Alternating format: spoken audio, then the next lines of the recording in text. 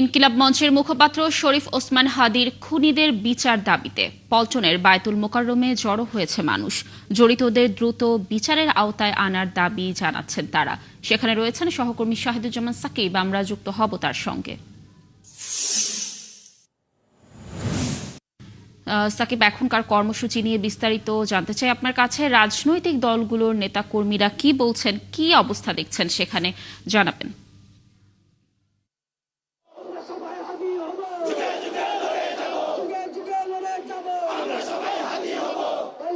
লাবণী, আজকে জুমাবার বাদ জুমা ইনকিলাব মঞ্চের মুখপাত্র ওসমান হাদির জন্য দোয়া হয়েছে। সারা দেশে এই আয়োজন ছিল, যেহেতু সরকারিভাবেই ঘোষণা ছিল জুমার নামাজের পর সারা দেশে দোয়া মোনাজাত করা হবে। তারই অংশ হিসেবে বায়তুল মোকাররমে কিন্তু জুমার নামাজের পরপরই মুসল্লিরা দোয়া মোনাজাত করেছেন।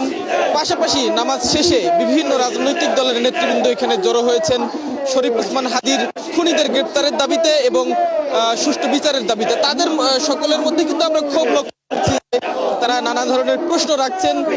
শরীফ ওসমান হাদিকে গুলি করে কিভাবে খুনি ভারতে পালিয়ে গেলেন, কিভাবে আসলে দেশ ত্যাগ করলেন, নানা ধরনের প্রশ্ন, নানা ধরনের ক্ষোভ, পাশাপাশি শোক সন্ত্রস্ত অবস্থায় কিন্তু সকলে রয়েছেন। আপনি জানেন যে গতকালকেই ইনকিলাব মঞ্চের মুখপাত্র শরীফ ওসমান হাদির মৃত্যুর খবর আসার সাথে সাথেই রাজধানী সহ সারা দেশে ছাত্র জনতার একটি ক্ষোভ আমরা লক্ষ্য করেছি, শোক সন্তপ্ত অবস্থা লক্ষ্য করেছি। ঢাকা বিশ্ববিদ্যালয় সহ বিভিন্ন শিক্ষা প্রতিষ্ঠানে বিক্ষোভ সমাবেশ হয়েছে, আন্দোলন হয়েছে, শাহবাগে জমায়েত হয়েছে, আজকেও সেখানে জমায়েত হয়েছে। সেখানে আমরা যতটুকু জেনেছি জুমার নামাজ আদায় হয়েছে। বায়তুল মুকাররমেও তেমনই কিন্তু সর্বস্তরের তৌহিদি জনতা, মুসলিম জনতা তারা নামাজ শেষে তারা আসলে বিক্ষোভ প্রদর্শন করছেন। এখন আমরা এখানে দেখছি যে বাংলাদেশ খেলাফত ছাত্র মজলিস তারা এখানে বিক্ষোভ করছেন এবং তাদের নেতৃবৃন্দ এখানে রয়েছে, তারা বক্তব্য রাখছেন।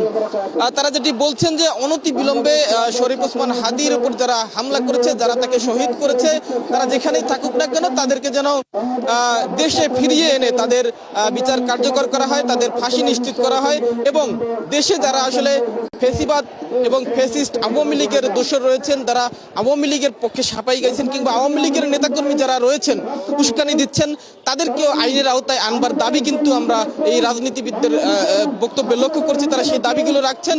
পাশাপাশি আগামী জাতীয় নির্বাচনের আগে আইন শৃঙ্খলা পরিস্থিতি স্বাভাবিক করতে সরকারকে কার্যকর পদক্ষেপ নেবার দাবিও কিন্তু বিক্ষুব্ধ জনতার মধ্য থেকে আসছে। ছাত্র জনতা যারা এখানে বক্তব্য রাখছেন তাদের সকলেই বলছেন দেশে দিনে দুপুরে এই ধরনের একটি হত্যাকাণ্ড নিঃসন্দেহে দেশের জন্য অশনি সংকেত। তারা চান একটি সুষ্ঠু বিচারের মাধ্যমে যেন একটি দৃষ্টান্ত স্থাপন করা হয় যে এই ধরনের অপরাধ কেউ করে যেন পার পেয়ে যেতে না পারে, সেটা নিশ্চিত করবার জন্য কিন্তু তারা সরকারের কাছে দাবি জানাচ্ছেন। এখন পর্যন্ত এখানে নেতৃবৃন্দ কথা বলছেন, আমরা একটু তাদের বক্তব্যগুলো একটু সরাসরি শুনে আসবার চেষ্টা করব। হাদি পর্যন্ত পৌঁছেছেন, এই সিলসিলা কোশ্চিনকালে বন্ধ হবে না।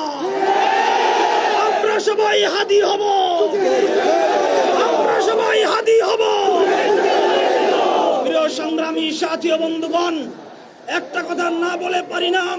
আমরা আজ স্বরাষ্ট্র উপদেষ্টার পদত্যাগ দাবি করি, আমরা আজকে আইন উপদেষ্টার পদত্যাগ দাবি করি, কিন্তু যেই বিচার ব্যবস্থা খুনিদের লালন পালন করেন সেই বিচার ব্যবস্থা বঙ্গোপসাগরে ভাসানোর কথা বলি না। এই বিচার ব্যবস্থার মাধ্যমেই এই খুনি ফয়সাল 2টা বিদেশি অস্ত্র মামলা সত্ত্বেও 2বার জামিন পেয়েছে। যারা কোটি টাকার মাধ্যমে, লাখ টাকার মাধ্যমে খুনিদের জামিনের ব্যবস্থা করেন, এই আইনজীবীদেরকে বাংলাদেশে নিষিদ্ধ করতে হবে। এই বিচার ব্যবস্থার কথা কি বলবো? সাগর রুনির হত্যাকাণ্ডের বিচার এখন পর্যন্ত হয় নাই, আলিফ হত্যাকাণ্ডের বিচার এখন হয় নাই, বরিশালের নীরবের হত্যাকাণ্ডের বিচার এখন হয় নাই, মাগুরার আসিয়ার দর্শনের হত্যাকাণ্ডের বিচার এখন হয় নাই। হাদি ভাইয়ের বিচার হবে কিনা আল্লাহই ভালো জানে। এখানে যখন হত্যা করা হয়, যখন গুলি করা হয়েছে, তখন আমাদের সামনে পেশ করা হয়েছে সিলেট থেকে পালানো হচ্ছে। এগুলো সব পরিকল্পনা, অথচ সব নীল নকশা করা হয়েছে। তারা ময়মনসিংহ থেকে পলায়ন করবেন।